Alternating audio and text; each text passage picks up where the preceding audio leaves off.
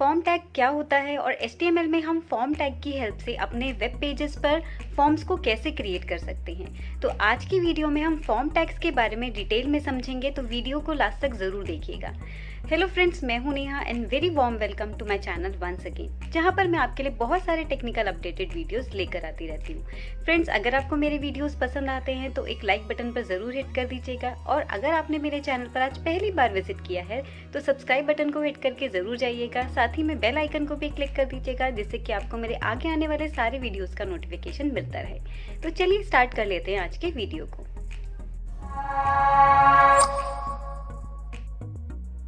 चलिए तो अब हम समझ लेते हैं कि HTML फॉर्म्स क्या होते हैं। अगर आप यूज़र से कोई भी इंफॉर्मेशन लेना चाहते हैं तो HTML फॉर्म का आप यूज़ कर सकते हैं। चलिए मैं दिखा देती हूँ कैसे। यहाँ पर एक रजिस्ट्रेशन फॉर्म मैंने ओपन किया। इस रजिस्ट्रेशन फॉर्म्स में यहाँ पर मैं कुछ टेक्स्ट बॉक्सेस बने हुए हैं, इनमें सब मैं अपनी डिटेल फिल करूँगी और रजिस्टर बटन पे जैसे ही मैं क्लिक करूँगी तो मेरी जो सारी इन्फॉर्मेशन है वो एक सर्वर पर पहुँच जाएंगी। कुछ इसी तरीके से हमारे HTML फॉर्म भी काम करते हैं। अब HTML फॉर्म को क्रिएट करने के लिए, अपने वेब पेज को क्रिएट करने के लिए, अपने फॉर्म पेज को क्रिएट करने के लिए हमें कुछ टैग्स की ज़रूरत पड़ती है, जो कि हमारा बेसिक टैग होता है फॉर्म टैग। अब इस फॉर्म टैग के साथ हमें और बहुत सारे टैग्स को यूज़ करने होते हैं डिफरेंट कंपोनेंट्स को क्रिएट करने के लिए, जैसे कि आप यहाँ पर इस इमेज में अभी देख रहे हैं। यहाँ पर डिफरेंट कंपोनेंट्स को क्रिएट किया गया है बाय यूजिंग डिफरेंट टैग्स। अब फॉर्म टैग है जो हमारा बेसिक टैग है, वो एक कंटेनर टैग है। इसका स्टार्टिंग और एंडिंग दोनों ही टैग इस पे यूज़ किए जाते हैं। तो यहाँ पर मैं अब आपको एक बेसिक सिंटेक्स दिखाऊंगी फॉर्म टैग का कि हम कैसे यूज़ करते हैं इसको। तो सबसे पहले मैंने यहाँ पर फॉर्म टैग को स्टार्ट किया है। फॉर्म टैग को स्टार्ट करने के बाद मैंने यहाँ पर कुछ एट्रीब्यूट्स को यूज़ किया है। तो इस वीडियो में हम इन एट्रीब्यूट्स के बारे में ही डिटेल में बात करने वाले हैं। उसके बाद मैंने यहाँ पर एक टैग को यूज़ किया है, इनपुट टैग, जो कि हमें डिफरेंट कंपोनेंट को क्रिएट करने के लिए यूज़ किया जाता है। और लास्ट में मैंने यहाँ पर फॉर्म टैग को क्लोज भी किया है, जैसे कि मैंने आपको बताया था कि फॉर्म टैग एक कंटेनर टैग है। तो चलिए अब हम बात कर लेते हैं यहाँ पर फॉर्म टैग के डिफरेंट एट्रीब्यूट्स के बारे में डिटेल में। तो फॉर्म टैग्स एट्रीब्यूट्स कौन कौन से होते हैं पहले हम ये देख लेते हैं। सबसे पहला एट्रीब्यूट है हमारा एक्सेप्ट कैरेट set, action attribute, auto complete, method, and type, name, no validate and target. अब इन सारे एट्रीब्यूट्स को हम डिटेल में पढ़ेंगे और साथ ही में इनके एग्जांपल्स भी हम यहाँ पर देखेंगे। तो सबसे पहला एट्रीब्यूट मेरा आता है एक्शन एट्रीब्यूट। एक्शन एट्रीब्यूट से हम क्या डिफाइन कर सकते हैं कि हमारा जो फॉर्म है, जब हम सबमिट होने के बाद हमारे फॉर्म पर क्या होना चाहिए, डाटा कहाँ जाना चाहिए और कौन सा पेज शो होना चाहिए। जैसे कि हम फॉर्म पर सबमिट बटन क्लिक करते हैं, आपने बहुत बार देखा होगा, आपने कोई लॉगिन फॉर्म, अपने रजिस्ट्रेशन फॉर्म को आपने सबमिट किया है, आपने फिल करने के बाद डिटेल, तो जैसे ही आप सबमिट बटन पर क्लिक करते हो तो आपके पास एक थैंक यू का पेज डिस्प्ले हो जाता है। तो इस तरह का पेज हमारा डिस्प्ले हो जाए तो वही हम डिफ़ाइन करते हैं by using our action attribute. इसकी हमें वैल्यू डिफ़ाइन करनी होती है। अब इसकी वैल्यू हम कैसे डिफ़ाइन करते हैं वो मैं आपको एग्जांपल से दिखाऊंगी। तो चलिए देख लेते हैं इसका एक एग्जाम्पल। तो यहाँ पर अब आप देखेंगे कि मैंने एक सिंपल सा फॉर्म क्रिएट किया है। सिंपल से फॉर्म में मैंने एक टेक्स्ट बॉक्स और एक बटन क्रिएट किया है। अब मैं यहाँ पर अप्लाई करूँगी अपने फॉर्म टैग के साथ अपना एक्शन एट्रीब्यूट्स। तो आपको हमेशा ध्यान रखना है कि जब भी आप फॉर्म टैग के एट्रीब्यूट्स को यूज़ करेंगे तो उसके एट्रीब्यूट को हम यूज़ करेंगे फॉर्म टैग के साथ। तो चलिए मैं यहाँ पर लिख देती हूँ फॉर्म के बाद action attribute is equal to लगाएंगे और इन्वर्टेड कॉमा लिखेंगे। अब इन्वर्टेड कॉमा के अंदर हम एक्शन एट्रीब्यूट की वैल्यू डिफाइन करेंगे। अब यहाँ पर क्या वैल्यू आनी चाहिए, हमें यहाँ पर वो वेब पेज का URL कॉपी करना है जिस वेब पेज पर हमें रीडायरेक्ट होना है। जैसे कि मैंने आपको बताया था कि जब भी हम कोई फॉर्म सबमिट करते हैं तो फॉर्म सबमिट करने के बाद हमारा डाटा सर्वर पर पहुंच जाता है और साथ ही में हमें एक थैंक यू पेज डिस्प्ले हो जाता है। उस थैंक यू पेज का URL हम यहाँ पर पेस्ट करेंगे। अब मैं आपको बता देती हूँ फ्रेंड्स कि अभी तो मैं आपको एग्जांपल के लिए यहाँ पर एक URL, एक थैंक यू पेज का URL मैं आपको पेज करके दिखा दूँगी। वैसे तो यहाँ पर एक जावास्क्रिप्ट की फ़ाइल को लिंक किया जाता है, जिस फाइल में आपका जो डाटा है वो पहुंचता है। मीन्स जो डाटा आपने यूज़र ने फिल किया है वो सारा डाटा PHP की फ़ाइल पर पहुंचता है और उसके बाद वहाँ से हमें एक रिस्पॉन्ड मिलता है। उस रिस्पॉन्स की हेल्प से हमें एक दूसरा पेज डिस्प्ले हो जाता है। वो तो अभी हम नहीं करेंगे, लेकिन यहाँ पर मैं आपको उसका एक URL दिखा दूँगी कि इस एक्शन बटन से, एक्शन एट्रीब्यूट से होगा क्या। तो यहाँ पर ऑलरेडी मैंने एक थैंक यू पेज क्रिएट किया हुआ है। ये मेरा एक थैंक यू पेज है जिस पर हम रीडायरेक्ट होना चाहते हैं। तो इसका URL मैं यहाँ से कॉपी कर लूँगी, एड्रेस बार से इसको मैं कॉपी कर लूँगी। उसके बाद इसके नोट पैड में मैं जाऊँगी और एक्शन एट्रीब्यूट की वैल्यू में मैं उस URL को पेस्ट कर दूँगी। इस फाइल को हम सेव करेंगे। उसके बाद वापस से हम अपने फॉर्म टैग को रिफ़्रेश करेंगे। उसके बाद मैं यहाँ पर टाइप करूँगी अपना नाम, उसके बाद मैं सबमिट बटन पर क्लिक करूँगी। जैसे ही मैंने सबमिट बटन पर क्लिक किया तो हमें एक दूसरा वेब पेज डिस्प्ले हो गया जहाँ पर लिखा है थैंक यू फॉर सबमिटिंग। तो ये काम होता है आपके एक्शन एट्रीब्यूट का। तो चलिए फ्रेंड्स, अब चलते हैं अपने नेक्स्ट एट्रीब्यूट पर। हमारा नेक्स्ट एट्रीब्यूट है मेथड एट्रीब्यूट। इस एट्रीब्यूट की हेल्प से जो डाटा स्टोर किया जाता है, यानी डाटा किस मेथड से होकर जाएगा सर्वर के ऊपर, इस एट्रीब्यूट में ही वही चीज़ डिफाइन की जाती है।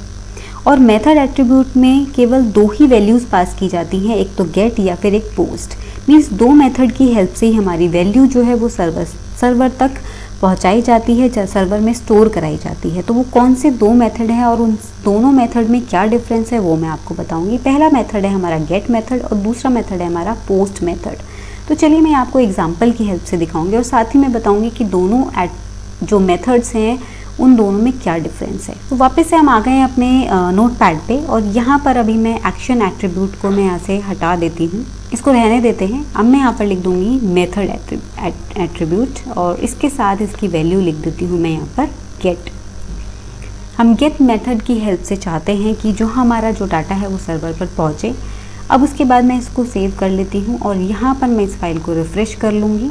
अब मैं यहाँ पर दोबारा से अपने नेम को फिल करूँगी और सबमिट बटन पर क्लिक करूँगी। तो देखेंगे आप, मैं सबमिट बटन पर क्लिक करते ही मैं एक्शन एट्रीब्यूट की हेल्प से उस पेज पर पहुँच गई हूँ। लेकिन हम यहाँ पर एक डिफरेंस देखेंगे, तो मैं इस पेज को मैक्सिमाइज़ करके आपको दिखाऊँगी। अब आप यहाँ पर देखेंगे URL में आप देखेंगे नेम क्वेश्चन मार्क के सामने एक स्ट्रिंग है, जो क्वेरी स्ट्रिंग जिसको हम बोलते हैं fname = नेहा। fname क्या है?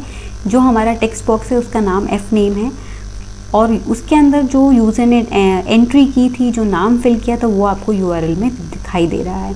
तो ये आपका डिफरेंस होता है कि जब भी हम गेट मेथड से अपनी वैल्यू को सर्वर तक सेंड करते हैं तो उसमें क्या होता है, हमारा जो वैल्यू है, जो हमारा डाटा है वो सर्वर तक पहुंच जाता है। साथ ही में जो वैल्यूज़ हैं वो हमें हमारे URL में भी डिस्प्ले हो जाती हैं।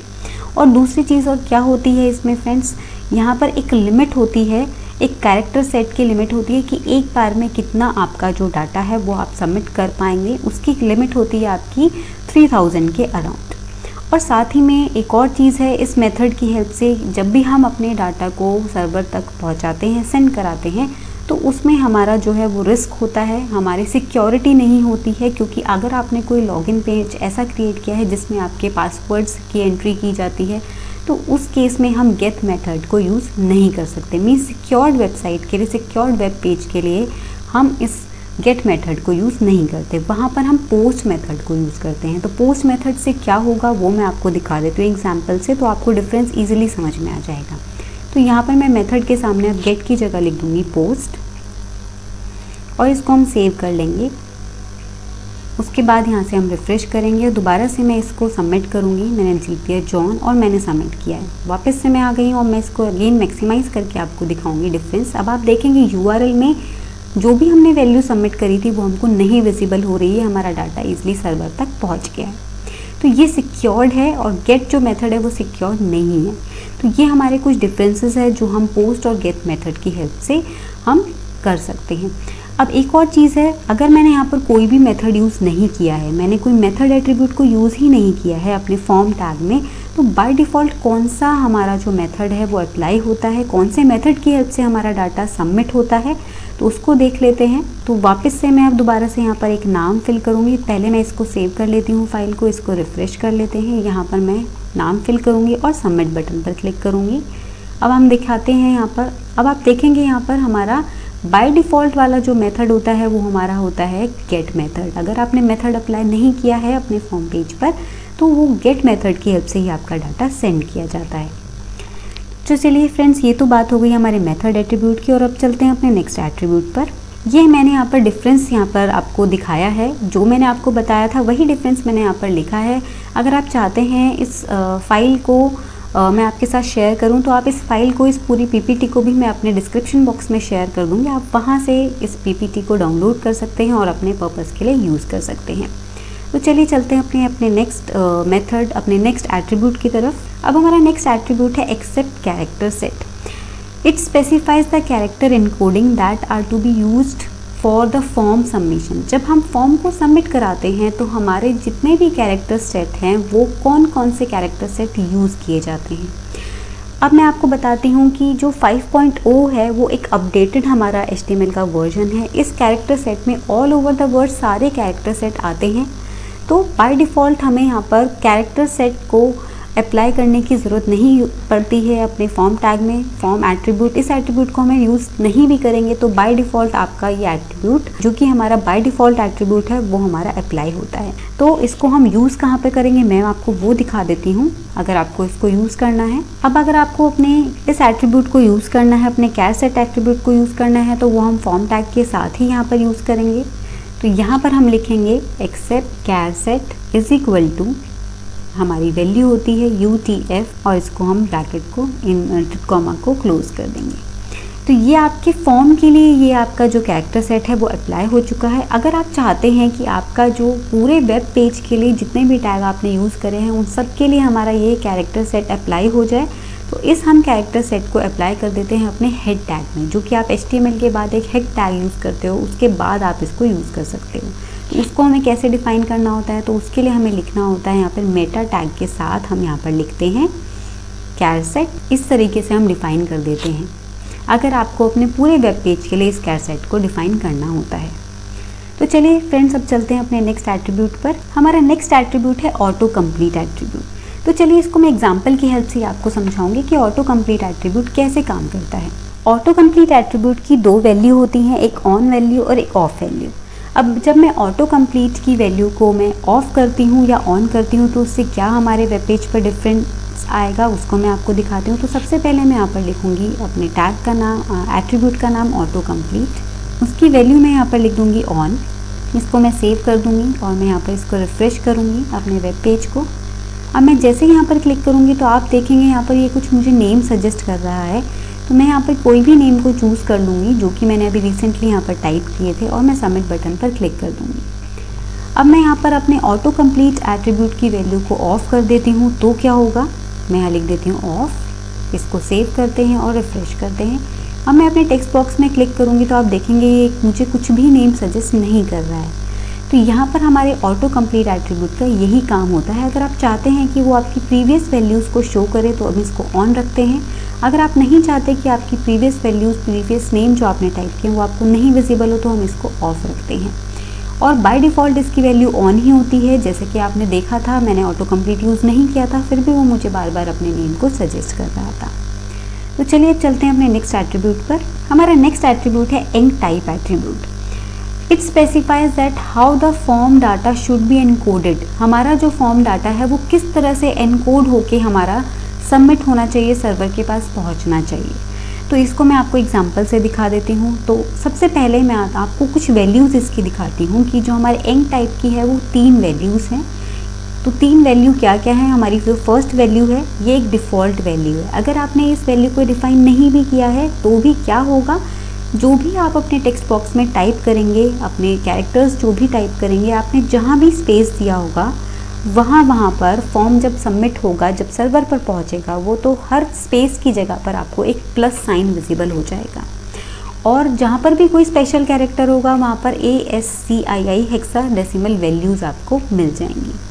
अब यहाँ पर 2 और वैल्यूज़ हैं। इन दोनों वैल्यूज़ को हम तब डिफ़ाइन करते हैं जब हम first multi part form data value को हम तब यूज़ करते हैं जब हम चाहते हैं अपने यूज़र से कोई भी फाइल को अपलोड करवाना, और जब हम चाहते हैं कि हमारा जो वैल्यू है वो एनकोड नहीं होनी चाहिए, वो इसी तरह से रिसीव होनी चाहिए जैसे हमने अपने फॉर्म को सबमिट कराया मेरे यूज़र ने, तो हम इस एट्रीब्यूट को यूज़ करते हैं। तो चलिए मैं आपको दिखा देती हूँ कि कैसे हम इसको कहाँ पर यूज़ करेंगे, इससे क्या होगा। तो चलते हैं वापस से अपने एग्जाम्पल पर। यहाँ पर अब मैंने अपने जो फर्स्ट वैल्यू है मेरी एंड टाइप की उसको मैंने डिफ़ाइन नहीं किया है, क्योंकि मैंने आपको बताया था फ्रेंड्स वो एक बाय डिफ़ॉल्ट वैल्यू है। अगर हम उस वैल्यू को डिफ़ाइन नहीं करते एंड टाइप के एट्रीब्यूट की तो वो हमारी वैल्यू बाय डिफ़ॉल्ट सेट रहती है। तो अभी मैंने यहाँ पर कुछ भी वैल्यू को डिफ़ाइन नहीं किया एंड टाइप की, और मैं यहाँ पर अब आपको दिखाऊँगी कि प्लस साइन जो है वो किस तरह से डिस्प्ले होता है आपको। तो यहाँ पर मैं टाइप करूँगी नेहा चौधरी। अब मैं इसको सबमिट करूँगी। अब सबमिट करने के बाद मैं मैक्सिमाइज़ करके आपको दिखाती हूँ। अब आप यहाँ पर देखेंगे मैंने नेहा प्लस चौधरी, जब मैंने स्पेस लिखा था नेहा और चौधरी के बीच में तो उसमें फॉर्म जैसे ही सबमिट हुआ तो उसने ऑटोमेटिकली वहाँ पर प्लस लगा दिया जहाँ पर भी स्पेस था। तो चलिए चलते हैं अपने नेक्स्ट एट्रीब्यूट पर। नेक्स्ट एट्रीब्यूट है हमारा नेम एट्रीब्यूट। ये हमारे फॉर्म का जो हम फॉर्म क्रिएट करते हैं उसका नाम डिफाइन करने के लिए यूज़ किया जाता है। तो चलिए कैसे इसको कहाँ पर डिफाइन करेंगे, चलते हैं एग्जाम्पल पर। अब मैं यहाँ पर अपने फॉर्म टैग के साथ मैं यहाँ लिख दूँगी नेम, उसके बाद मैं = लगा के मैं लिख दूँगी माई लॉगिन।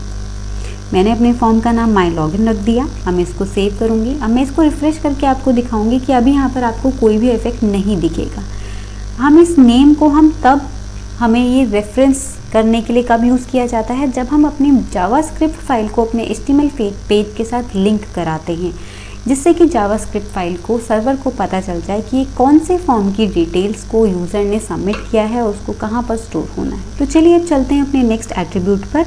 हमारा नेक्स्ट एट्रीब्यूट है no validate attribute. It specifies that the form should not be validated when submitted. अब ये एट्रीब्यूट हमारा तब काम करता है जब हम चाहते हैं कि हमने कोई फॉर्म हमने लॉन्च किया है और उस फॉर्म को सबमिट कराने की हमने एक फ़िक्स डेट रखी है। हमने डेट रखी है 30 मई। अब 30 मई के बाद जब भी उस फॉर्म को कोई भी यूज़र सबमिट करेगा तो उसकी जो वैल्यूज़ हैं उनको वैलिडेट नहीं किया जाएगा, उनको कंसीडर नहीं किया जाएगा। मैं यहाँ पर लिख दूँगी नो वैलिडेट, इसकी कोई वैल्यू नहीं होती। अब जैसे ही मैंने नो वैलिडेट लिखा है और अब यूज़र इस फॉर्म को सबमिट करेगा, अपनी डिटेल फिल करके सबमिट बटन पर क्लिक करेगा, तो हमारे सर्वर को पता चल जाएगा कि इन वैल्यूज़ को अब हमें कंसीडर नहीं करना है, क्योंकि अब ये फॉर्म जो है नो वैलिडेट फॉर्म हो चुका है। तो चलिए अब चलते हैं अपने नेक्स्ट एट्रीब्यूट पर। हमारा नेक्स्ट एट्रीब्यूट है टारगेट एट्रीब्यूट। टारगेट एट्रीब्यूट के बारे में आपने पहले भी सुना होगा, अपने एंकर टैग जब आपने पढ़ा होगा कि जब भी हम किसी भी लिंक को क्लिक करते हैं, मैं आपको एंकर टैग के बारे में बता रही हूँ कि जब भी हम किसी भी लिंक को क्लिक करें तो मेरा जो लिंक को क्लिक करने के बाद जो दूसरा वेब पेज हम ओपन हो रहा है वो किस जगह पर ओपन होना चाहिए, नए टैब में ओपन होना चाहिए, उस सेम पेज पर ओपन होना चाहिए। तो ऐसे ही यहाँ पर भी हमारा काम करेगा कि जैसे ही मैं सबमिट बटन पर क्लिक करूँ तो मेरा जो दूसरा पेज है वो उसी पेज पर डिस्प्ले होना चाहिए या फिर दूसरे टैब में ओपन होना चाहिए। तो इसकी हमारी 4 वैल्यूज़ हैं, ब्लैंक, सेल्फ, पेरेंट, टॉप या फ्रेम नेम। तो चलिए मैं आपको एक एग्जांपल दिखा देती हूँ इसके लिए। यहाँ पर अब मैं यूज़ करूँगी टारगेट एट्रीब्यूट। तो मैं यहाँ लिख दूँगी टारगेट, फिर मैं यहाँ लिख दूँगी = और मैं यहाँ पर इन्वर्टेड कॉमा में अंडरस्कोर लगा के लिख दूँगी ब्लैंक। इसको मैं इन्वर्टेड कॉमा को क्लोज कर दूँगी। फाइल को सेव करेंगे, उसके बाद मैं इसको रिफ़्रेश करूँगी। अब मैं यहाँ पर अपनी वैल्यू को लिखूँगी नेहा। मैं सबमिट बटन पर क्लिक करूँगी। तो अब आप देखेंगे जैसे ही मैंने सबमिट बटन पर क्लिक किया था तो वो नए टैब में हमारा जो दूसरा वेब पेज है जिस पर हम रीडायरेक्ट हो गए हैं वो नए टैब में ओपन हुआ है। अगर मैं यहाँ पर टारगेट एट्रीब्यूट की वैल्यू लिखती हूँ सेल्फ, इसको सेव करते हैं और वापस से इस पेज को रिफ़्रेश करेंगे। अब मैं यहाँ पर वैल्यू लिखूँगी नेहा और मैं इसको सबमिट बटन पे, तो आप देखेंगे सेम टैग में ही हमारा जो दूसरा वाला पेज था, जो हमारा वेब पेज था जो रीडायरेक्ट होना था, वो उसी पेज पर रीडायरेक्ट हो गया है, तो उसी टैब में रीडायरेक्ट हो गया है।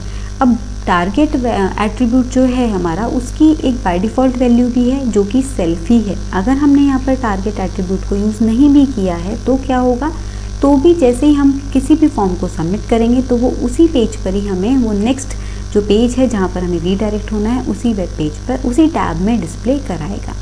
अब यहाँ पर कुछ और वैल्यूज़ भी हैं जो कि मैंने आपको दिखाई थी। सेल्फ, पेरेंट और टॉप, ये हमारा सेल्फ एट्रीब्यूट की तरह ही काम करता है, पेरेंट, टॉप एट्रीब्यूट और फ्रेम नेम एट्रीब्यूट। तो चलिए फ्रेंड्स, आज बात हमने कर ली है हमारे फॉर्म टैग के डिफरेंट एट्रीब्यूट्स के बारे में। आई होप आपको क्लियर हुआ होगा। अगर आपको किसी भी टॉपिक में डाउट होता है तो आप कमेंट सेक्शन में मुझसे पूछ सकते हैं। और अब मैं आपसे मिलूँगी अपने नेक्स्ट वीडियो में, इसी वीडियो के नेक्स्ट पार्ट में, जहाँ पर हम डिफरेंट टैग्स पढ़ेंगे कि हम अपने फॉर्म को क्रिएट करने के लिए कौन कौन से टैग को यूज़ कर सकते हैं। तो चलिए अब मैं आपसे विदा लेती हूँ, मिलूँगी अपने नेक्स्ट वीडियो में। Till then stay safe, stay happy and bye.